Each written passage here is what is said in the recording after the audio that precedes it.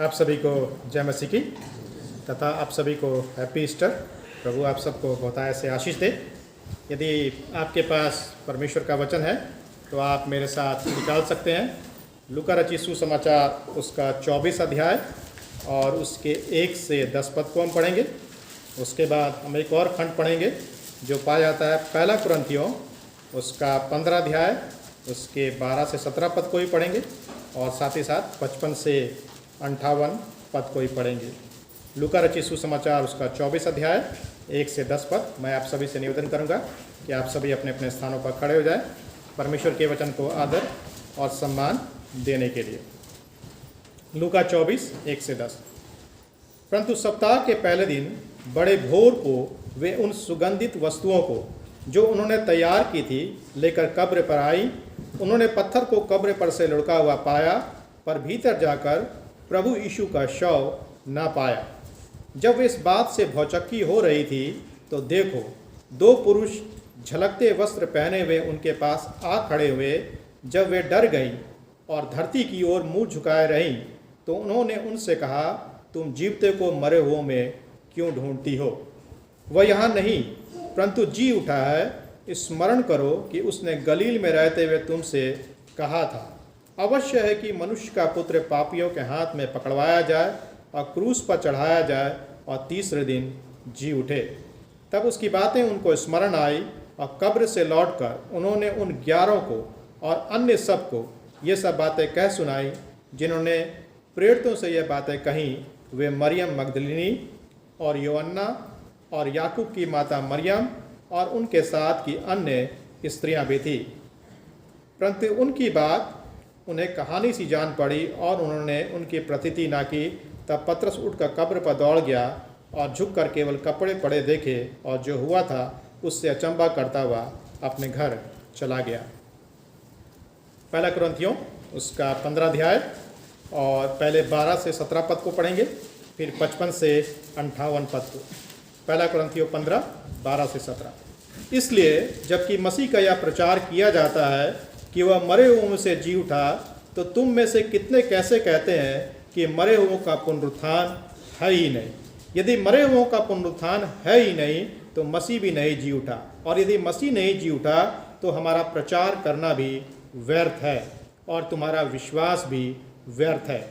वरन हम परमेश्वर के झूठे गवाह ठहरे, क्योंकि हमने परमेश्वर के विषय में यह गवाही दी कि उसने मसीह को जिला दिया, यद्यपि नहीं जिलाया।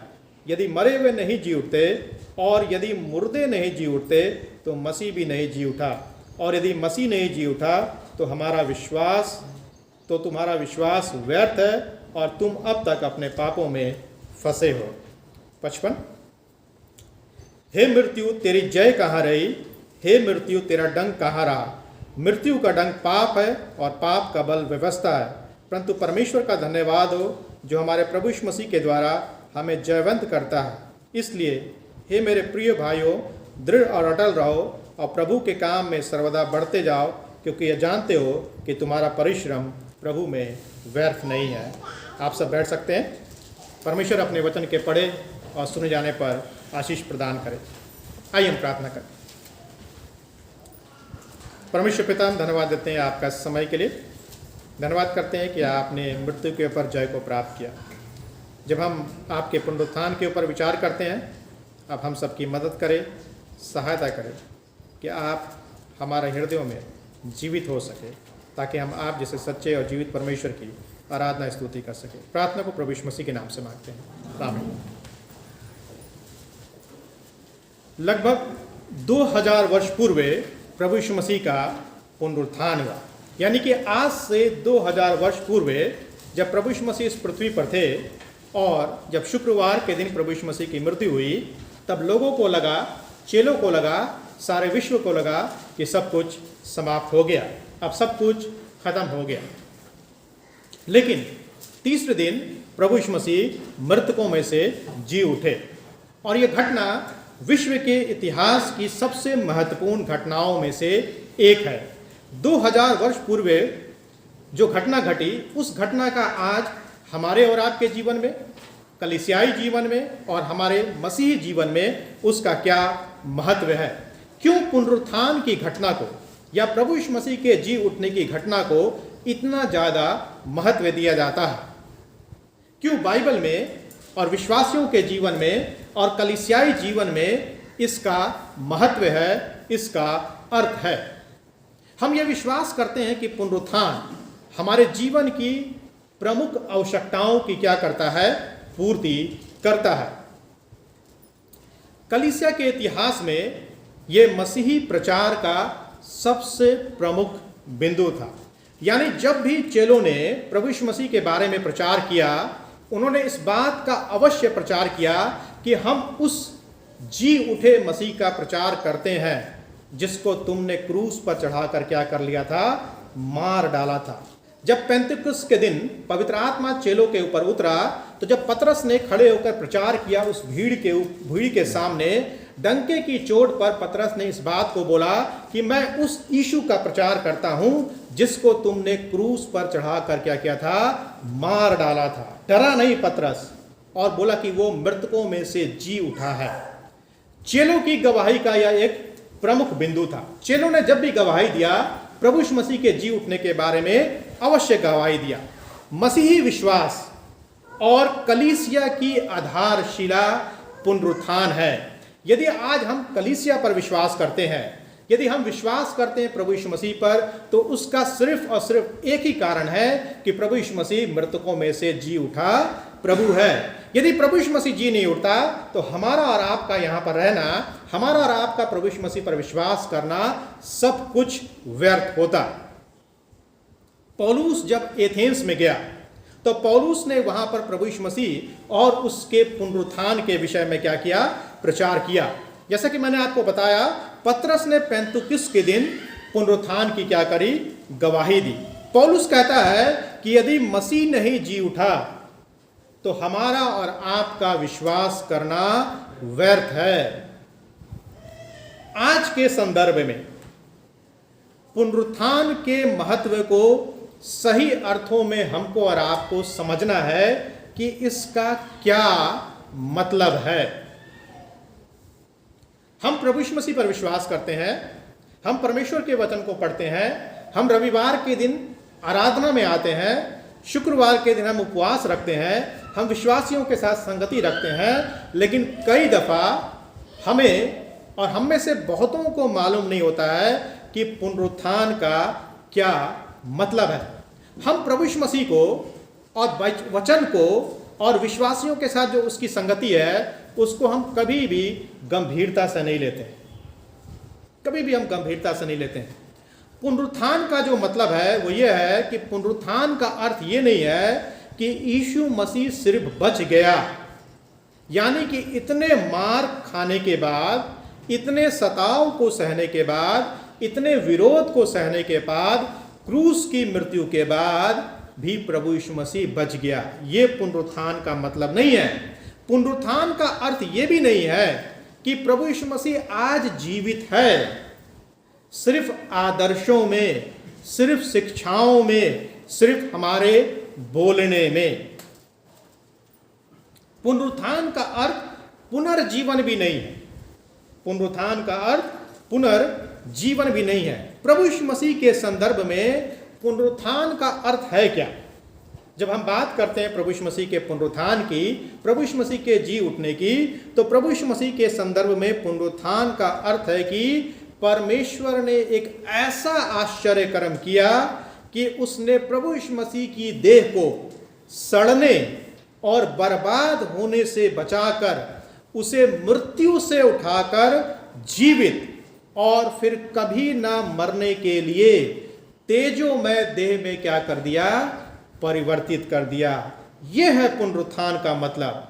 ऐसा पुनरुत्थान ना पहले कभी हुआ था और ना उसके बाद कभी हुआ। बाइबल में भी बहुत सारे लोगों का पुनरुत्थान हुआ, पुराने नियम में भी बहुत सारे लोगों का पुनरुत्थान हुआ, यानी कि बहुत सारे लोग मरे और मरकर जी उठे, और नए नियम के समय काल में भी बहुत सारे लोगों का पुनरुत्थान हुआ। लेकिन क्या हुआ? वे जी तो उठे, लेकिन जी उठने के बाद कुछ समय के बाद फिर से मर गए और अभी भी मरे हुए।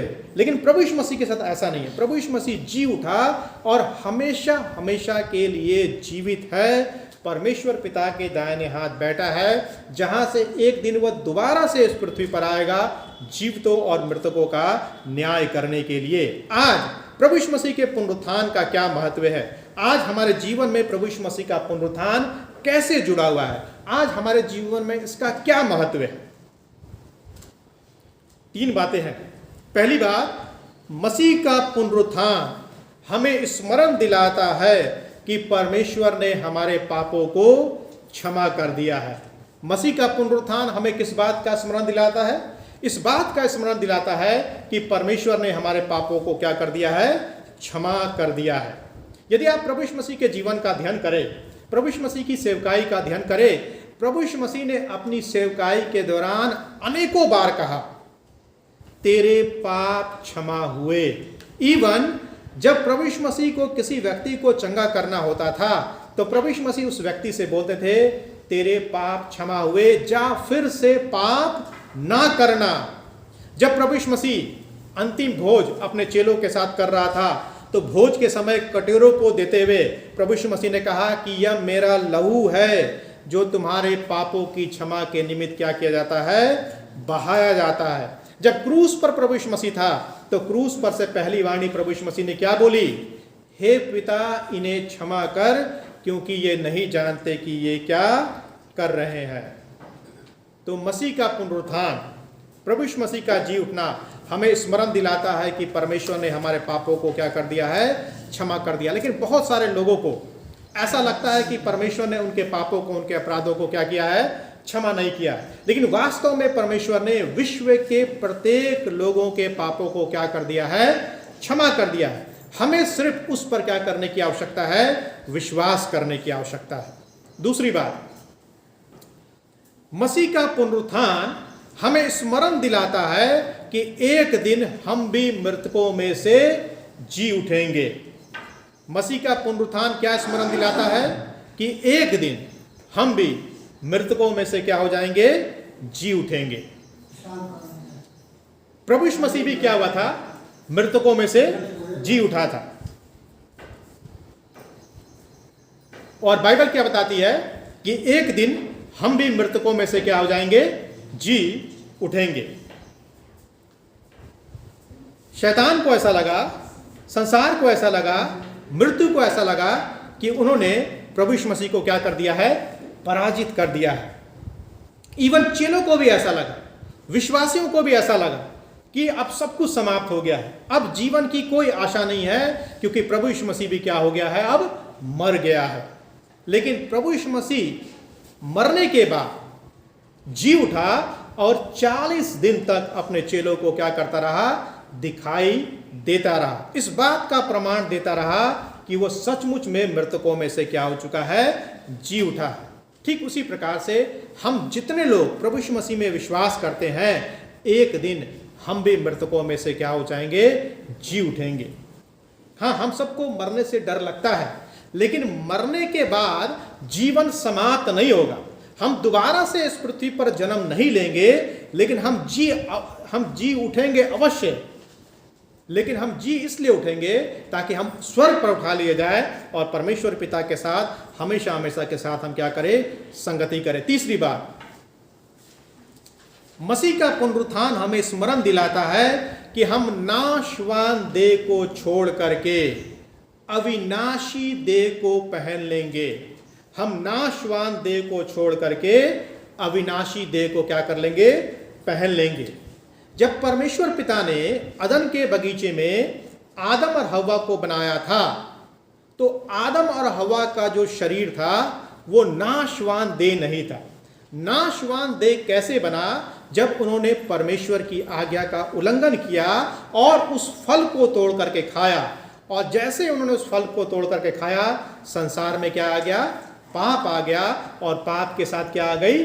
मृत्यु आ गई। इसीलिए हमारा शरीर क्या है? नाशवान शरीर है। लेकिन एक समय ऐसा आएगा कि जब हमारा भी पुनरुत्थान होगा, हम इस नाशवान शरीर को छोड़ करके अविनाशी देह को पहन लेंगे, उस अविनाशी देह को जिसमें हमारी कभी भी क्या होगी? मृत्यु नहीं होगी। तो जो प्रभु यीशु मसीह का पुनरुत्थान है हमें इन 3 महत्वपूर्ण बातों को क्या करता है, स्मरण दिलाता है। लेकिन जो सबसे मुख्य बात है जिसको आज हम देखना चाहते हैं, जिसको आज हम समझना चाहते हैं, वो ये है जीवित मसीह आज हमारे हृदयों में आना चाहता है। जीवित मसीह आज हमारे हृदयों में आना चाहता है। आज संसार के ज्यादातर लोग, और यदि हम बात करें मसीही लोग यानी कि विश्वासी लोग, प्रभु यीशु मसीह के मानने वाले लोग और संसार के भी लोग, जब उनके जीवन में समस्याएं आती हैं, जब उनके जीवन में परेशानियां आती हैं, तो हम अपने जीवन की समस्याओं के लिए, हम अपने जीवन की परेशानियों के लिए, उनके समाधान के लिए हम प्रभु यीशु मसीह की ओर नहीं, लेकिन हम राजनीति की ओर, विज्ञान की ओर, शिक्षा की ओर और पैसे की ओर देखते हैं। हम ऐसा सोचते हैं कि यदि हम इसकी ओर देखेंगे हमारे जीवन की समस्याओं का क्या हो जाएगा, समाधान हो जाएगा। संसार राजनीति की ओर, विज्ञान की ओर, शिक्षा की ओर, टेक्नोलॉजी की ओर और धन की ओर देख रहा है कि किस प्रकार से उनके जीवन की सारी समस्याओं का समाधान हो जाए।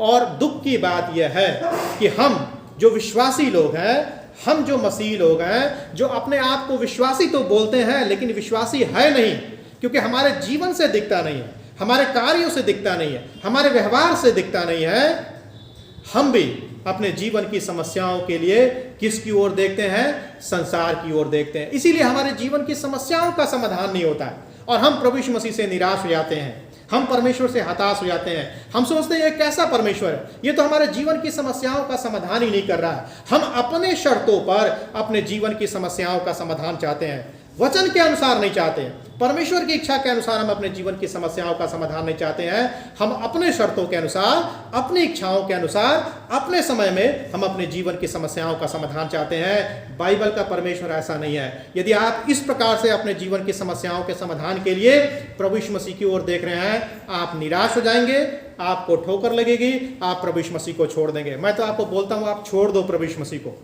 क्योंकि आप गलत तरीके से अपने जीवन की समस्याओं के लिए प्रभु यीशु मसीह की ओर देख रहे हैं। जब तक आप सही तरीके से प्रभु यीशु मसीह की ओर नहीं देखेंगे, जब तक आप सही तरीके से प्रभु यीशु मसीह की ओर अपने दृष्टि को नहीं लगाएंगे, आप जीवन में परेशान रहेंगे। मैं ये नहीं बोल रहा हूं कि यदि आपने प्रभु यीशु मसीह को ग्रहण कर लिया तब भी आपके जीवन की समस्याओं का समाधान हो जाएगा। यदि प्रभु यीशु मसीह चाहेगा आपके जीवन की समस्याओं का समाधान करेगा, यदि प्रभु यीशु मसीह नहीं चाहेगा आपके जीवन की समस्याओं का समाधान नहीं करेगा। तब भी हमको प्रभु यीशु मसीह पर क्या करना है, विश्वास करना है। ऐसा परमेश्वर है हमारा। डॉक्टर बिली ग्राहम के अनुसार क्यों संसार के लोग, विश्वासी लोग संसार की ओर देख रहे हैं जीवन की समस्याओं के समाधान के लिए? डॉक्टर बिली ग्राहम के अनुसार हमने प्रभावशाली तरीके से वचन का प्रचार नहीं किया है। हम क्या करते हैं, हम उस वचन का प्रचार करते हैं जो लोगों को सुनने में अच्छा लगता है, और कलीसिया के लोग भी ऐसा ही प्रचार सुनना चाहते हैं। कलीसिया के लोग चाहते हैं कि जो पास्टर है वह ऐसा प्रचार ना करे जिसको सुनने से हमको चोट लगे।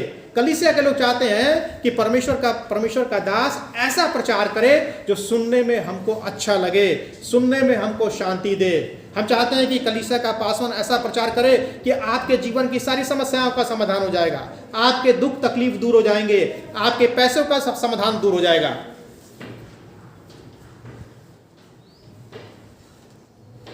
हमने मसीह को कम करके परमेश्वर के सामने क्या किया है, प्रस्तुत किया है। हमने ऐसा होने दिया है कि लोग वचन के अधिकार पर क्या करे, शक करे। हमने लोगों को अपने समझ के अनुसार एक ऐसा ईश्वर दिया है या एक ऐसा यीशु दिया है जो हम सोचते हैं कि वह हमारे जीवन की समस्याओं का समाधान कर देगा। हमने मसीह के ईश्वरत्व को अपनी बुद्धि के अनुसार बताया है, जिसमें से मसीह के मृतकों में से जी उठना भी क्या है, शामिल है।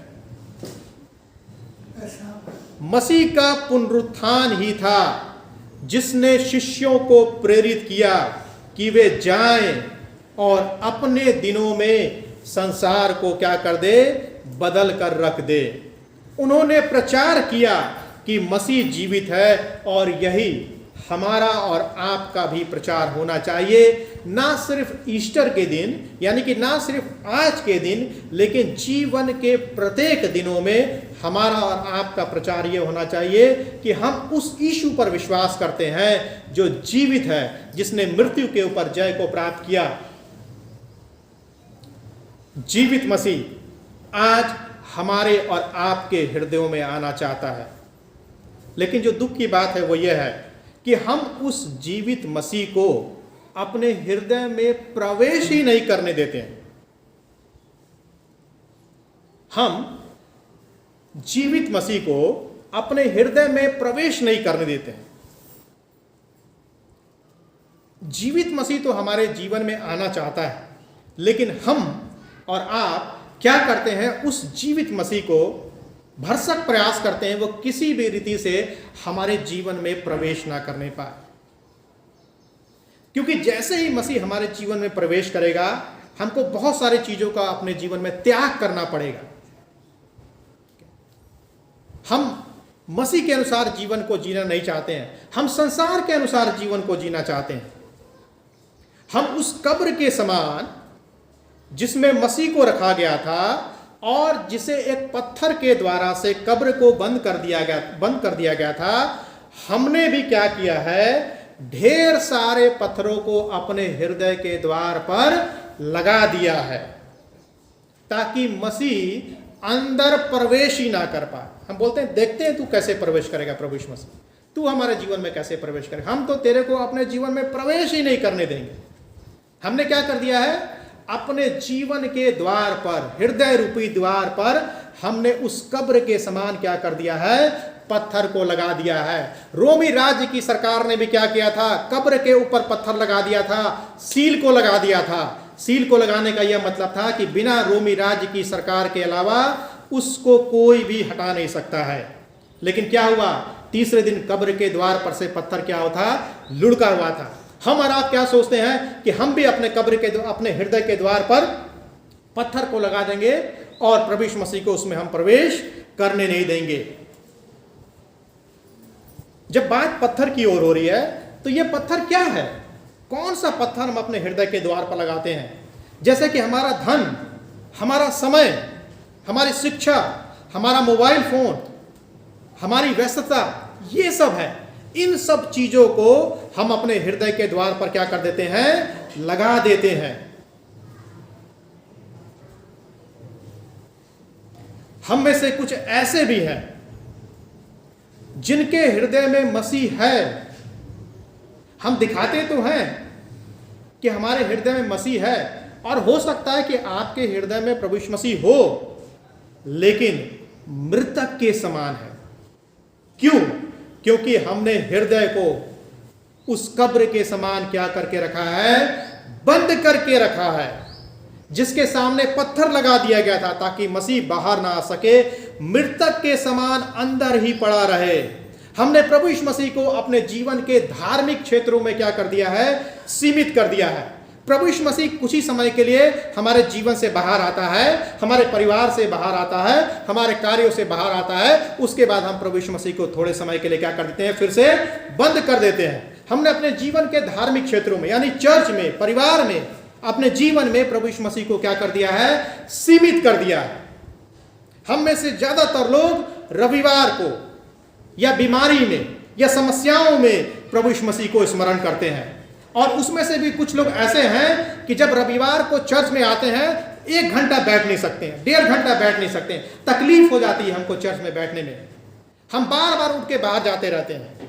ठीक है, तकलीफ हो जाती है, परेशानी हो जाती है हमको कलीसिया में बैठने के लिए। विशेष करके जवान लोगों को, मैं बुजुर्गों की बात नहीं करना, जवान लोगों को बैठने में तकलीफ हो जाती है, परेशानी हो जाती है।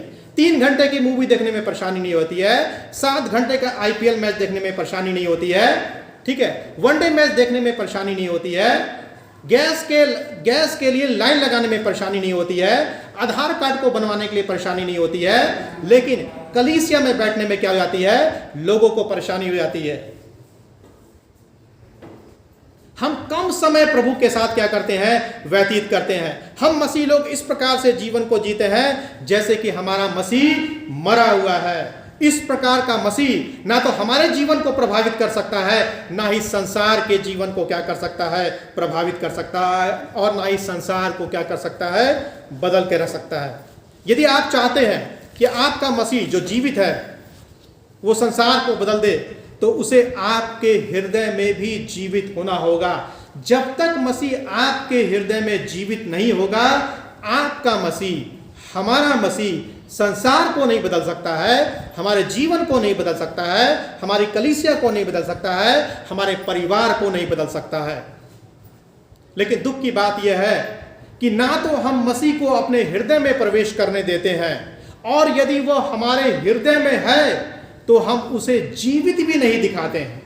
ना तो हम प्रभु यीशु मसीह को अपने हृदय में प्रवेश करने देते हैं, और यदि उसको हम प्रवेश करने दे भी दे रहे हैं तो हम उसको जीवित नहीं दिखाते हैं। याद रखें, यदि मसीह जीवित है तभी संसार के लिए आशा है। यदि मसीह हमारे मरे हुए हृदय रूपी कब्र में है, तब संसार के लिए कोई भी आशा नहीं है। यदि मसीह आपके हृदय में जीवित नहीं है, आप किसी को भी उसका सुसमाचार नहीं सुना सकते, किसी को उसके बारे में नहीं बता सकते हैं, क्योंकि मसीह तो आपके हृदय में मरा हुआ है और आप भी आत्मिक रूप से मरे हुए हैं। जब मसीह आपका मरा हुआ है, आप भी आत्मिक रूप से मरे हुए हैं, तो आप दूसरों को क्या सुसमाचार सुनाएंगे? दूसरों को आप कैसे जीवित करेंगे? दूसरों को आप प्रभु यीशु मसीह के पास कैसे लेकर के आएंगे? यदि आप चाहते हैं कि दूसरे बचाए जाए, दूसरे प्रभु यीशु मसीह के पास आए, दूसरों का जीवन भी बदले, मसीह को आपके हृदय में जीवित होना होगा। यदि मसीह आपके हृदय में जीवित नहीं है, तो ना तो आपके लिए आशा है और ना ही संसार के लिए आशा है। यदि आपने इतिहास को पढ़ा होगा नाजीवाद के बारे में, जर्मनी के यदि आपने इतिहास को पढ़ा होगा, हिटलर के बारे में यदि आपने पढ़ा होगा, नाजीवाद जर्मनी में तभी बढ़ने पाया जब प्रथम विश्व युद्ध के बाद चर्च, कलीसिया, विश्वासी उस खालीपन को भरने में, जो विश्व युद्ध के बाद उत्पन्न हुआ था, उसे भरने में असफल हो गई।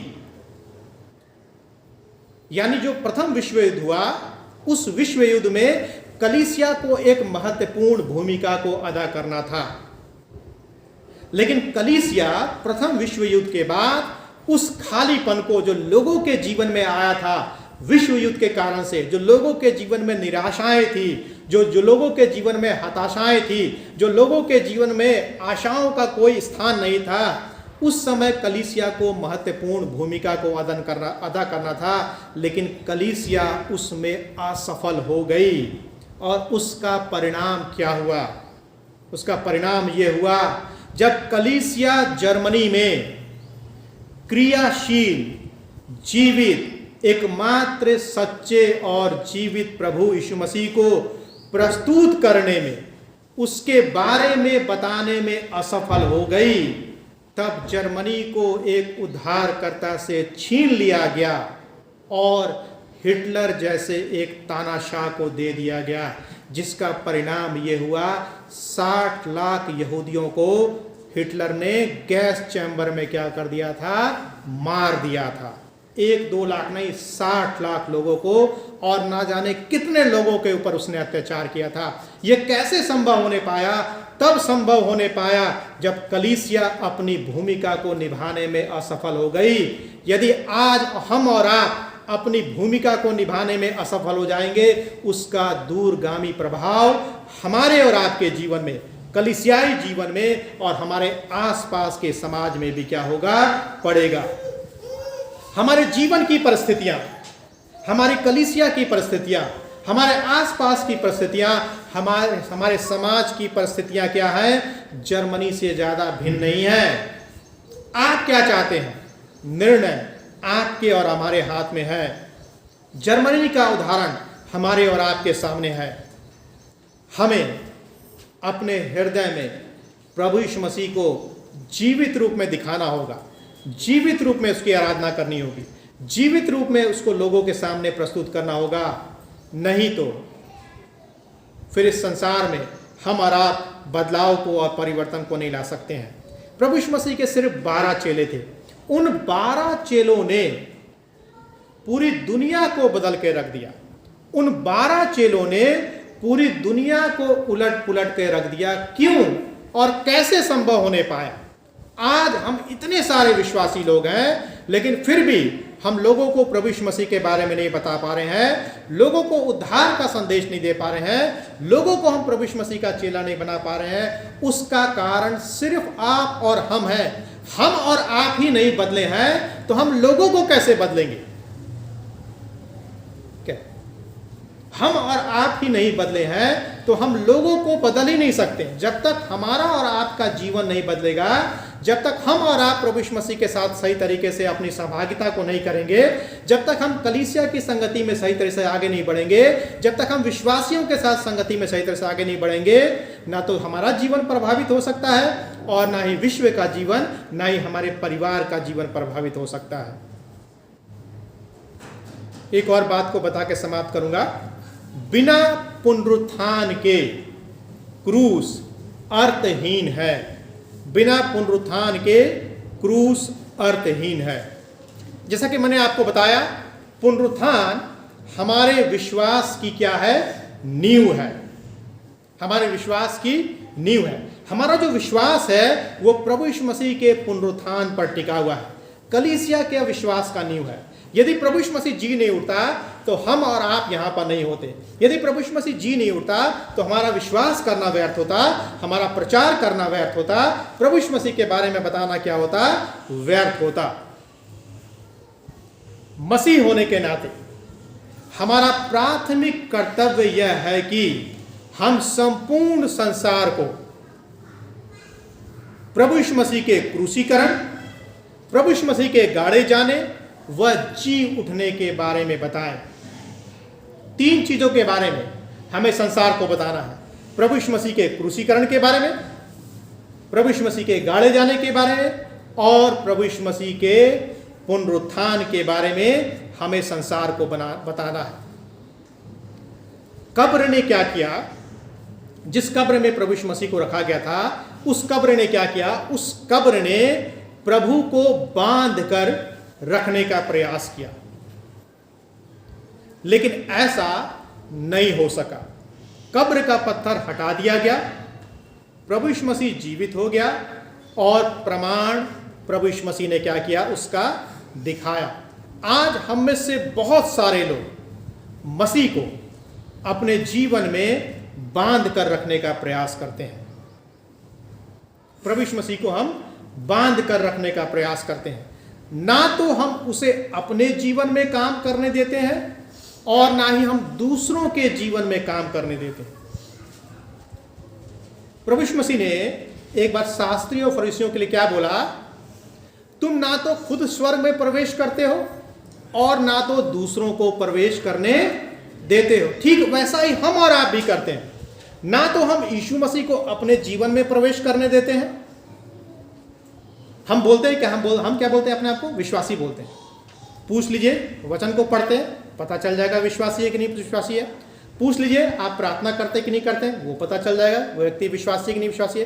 पूछ लीजिए आप महीने में कितने बार चर्च जाते हैं, पता चल जाएगा कि वो व्यक्ति विश्वासी है कि नहीं विश्वासी है। ये पूछ लीजिए जब चर्च में बैठते हैं तो कितनी बार बाहर जाते हैं, कितनी बार उठते हैं, पता चल जाएगा विश्वासी है कि नहीं विश्वासी है। ठीक है। प्रार्थना करने बोल दीजिए। मेरे परिवार में भी बहुत सारे लोग, जब हम उनको बोलते हैं प्रार्थना करने के लिए, प्रार्थना नहीं कर पाते हैं और क्या बोलते हैं? विश्वासी है। कैसे विश्वासी है? कैसे प्रभु यीशु मसीह हमारे जीवन में काम करेगा? कैसे हम दूसरों के जीवन में काम करेंगे? प्रभु यीशु मसीह हमारे जीवन में तभी काम करेगा जब हम प्रभु यीशु मसीह को स्वतंत्रता देंगे। यदि आप प्रभु यीशु मसीह को बांध कर रखने का प्रयास करेंगे, प्रभु यीशु मसीह कभी भी काम नहीं कर पाएगा, ना ही आपके जीवन में और ना ही दूसरों के जीवन में। जीवित मसीह आज हमारे हृदयों में आना चाहता है, जीवित रहने के लिए, मरने के लिए नहीं। यदि आप सचमुच में चाहते हैं कि जीवित मसीह आपके हृदय में आए, तो उसको तभी प्रवेश करने देना जब वो जीवित रहे। यदि आप चाहते हैं कि वो जीवित ना रहे तो फिर उसको प्रवेश मत करने दो। सबसे बढ़िया तो यही है। यदि मसीह आपके हृदय में है और वो जीवित ही नहीं है तो क्या मतलब है उसको रखने का। यीशु मसीह को हृदय में रखने का यीशु मसीह को हृदय में रखने से हमारा जीवन तभी सफल होगा, तभी धन्य होगा जब यीशु मसीह हमारे हृदय में जीवित रहेगा। यदि यीशु मसीह हमारे हृदय में जीवित ही नहीं है तो फिर यीशु मसीह को हृदय में रखने का कोई मतलब नहीं है, कोई फायदा नहीं है। क्योंकि यीशु मसीह मृतकों में से जी उठा प्रभु है। यदि उसको आप इस पुनरुत्थान के दिन, इस महत्वपूर्ण दिन में अपने हृदय में जीवित रखना चाहते हैं तो उसको अपने हृदय में प्रवेश करने दे, उसको स्वतंत्रता दे, उसकी इच्छा का पालन करे, तभी वो आपके जीवन में क्या रहेगा, जीवित रहेगा। प्रभु यीशु मसीह ने अपने चेलों के जीवन से डर को समाप्त कर दिया ताकि उनमें विश्वास को उत्पन्न कर सके। आपको और हमको भी इस पुनरुत्थान के दिन अपने जीवन से डर को समाप्त करना है ताकि हमारे और आपके जीवन में विश्वास आ सके। पुनरुत्थान की घटना ने सब कुछ को परिवर्तित करके रख दिया। इतिहास को बदल दिया, कलीसिया के इतिहास को बदल दिया, चेलों को जीवन को बदल दिया और कलीसिया को आगे बढ़ाने में पुनरुत्थान ने सहायता और मदद किया। आज अभी इसी समय पुनरुत्थान भी आपके जीवन में सब कुछ बदल सकता है। सिर्फ और सिर्फ आपको एक चीज करने की आवश्यकता है, अपनी आंखों को, अपने विश्वास की आंखों को प्रभु यीशु मसीह की तरफ लगाने की आवश्यकता है कि वो जीवित मसीह है, पुनरुत्थित मसीह है, स्वर्ग पर उठा लिया गया मसीह है। ऐसा मसीह है कि एक दिन वो फिर से जीवित और मृतकों का न्याय करने को आएगा। अंत में इस प्रश्न के द्वारा से समाप्त करना चाहता हूँ, जीवित मसीह आपके हृदयों में वास करना चाहता है। क्या आप चाहते हैं कि जीवित मसीह आपके हृदयों में वास करे? अभी समय है, अन्यथा ऐसा ना हो कि बहुत देर हो जाए। ठीक है, क्योंकि ये समय जो परमेश्वर ने हमारे और आपके जीवन में दिया है दोबारा नहीं आएगा। यदि आपने अभी तक जीवित मसीह को अपने हृदयों में स्थान नहीं दिया है तो आज से बेहतर कोई दिन नहीं हो सकता। आज सबसे महत्वपूर्ण दिन है। आज ही जीवित मसीह को अपने हृदय में प्रवेश करने दे, जीवित रहने के लिए, ताकि वो आपके जीवन में जीवित रहे, आपके कार्यों में, आपके व्यवहार में, ताकि दूसरे भी प्रभु यीशु मसीह पर क्या कर सके, विश्वास कर सके। परमेश्वर हम सबको अपने वचन के पढ़े और सुने जाने पर आशीष प्रदान करें। आइए हम प्रार्थना करें।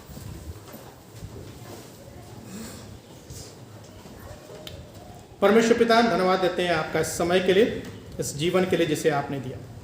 धन्यवाद करते हैं कि आपने हम सबको मौका दिया कि हम आपके जी उठने की खुशी को मना सकें। हम धन्यवाद करते हैं कि आप पुनरुत्थित प्रभु हैं, जी उठे प्रभु हैं।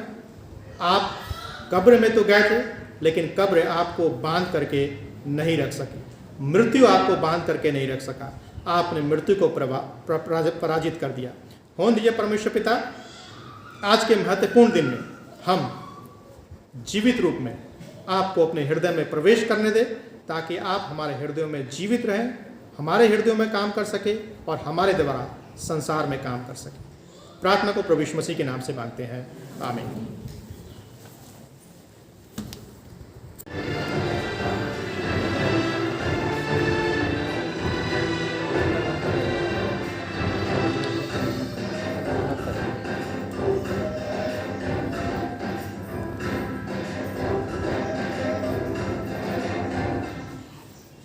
दुनिया में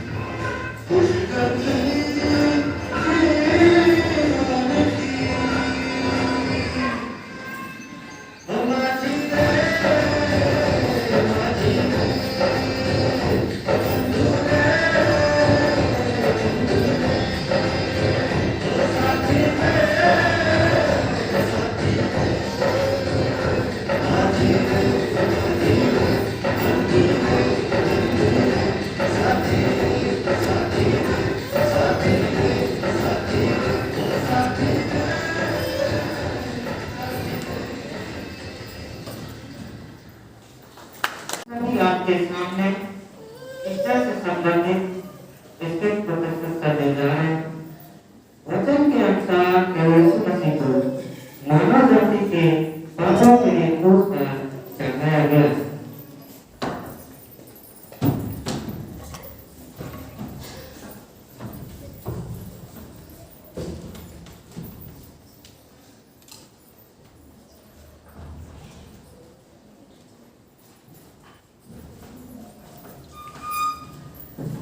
यीशु नामक महासभा के सदस्य सज्जन और धर्मी पुरुष था।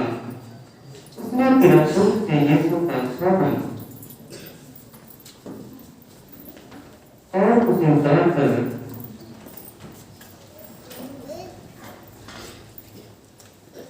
नमक की चादर में लपेटा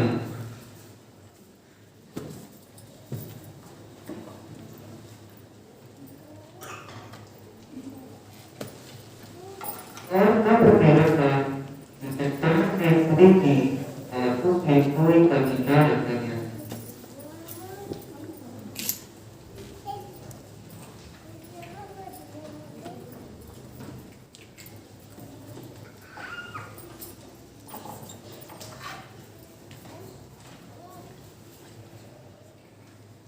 सप्ताह के पहले दिन में भोर को स्त्रियां सुगंधित वस्तुएं लेकर कब्र पर आई।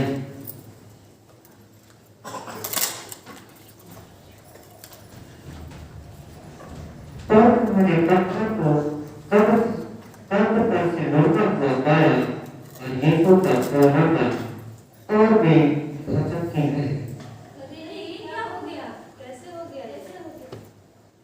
और देखो, दो पुरुष चमकते वस्त्र पहने हुए उनके पास आ खड़े हुए और वे बहुत डर गए। उन्होंने उससे कहा, तुम जीवते को मरे हुए में क्यों खोजती हो? वो यहाँ नहीं है, जी उठा है।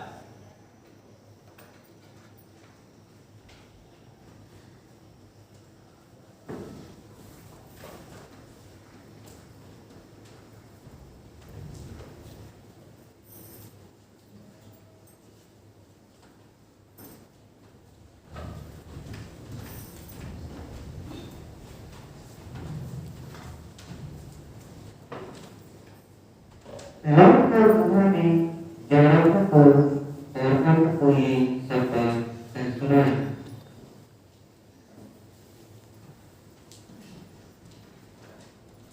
आप लोगों को पता है प्रभु यीशु मसीह सचमुच जी उठा है। हाँ हाँ, वो यीशु मसीह सच में जी उठा है।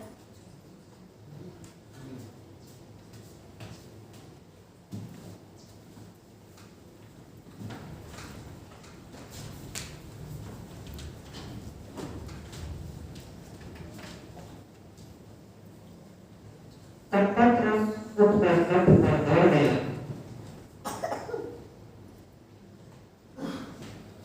और केवल कपड़े पड़े देखे।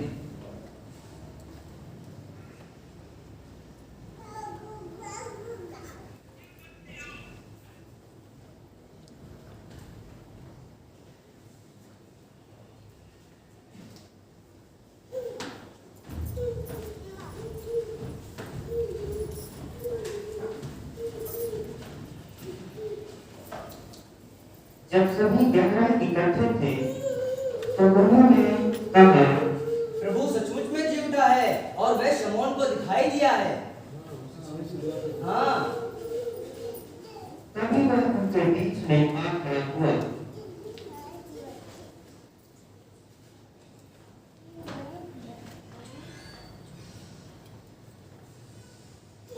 और कहा, तुम्हें शांति मिले। मेरे हाथों और पांवों को छू कर देखो, मुझे छू कर देखो, क्योंकि आत्मा के हड्डी और मांस नहीं होते। तब वह उन्हें बता ले गया।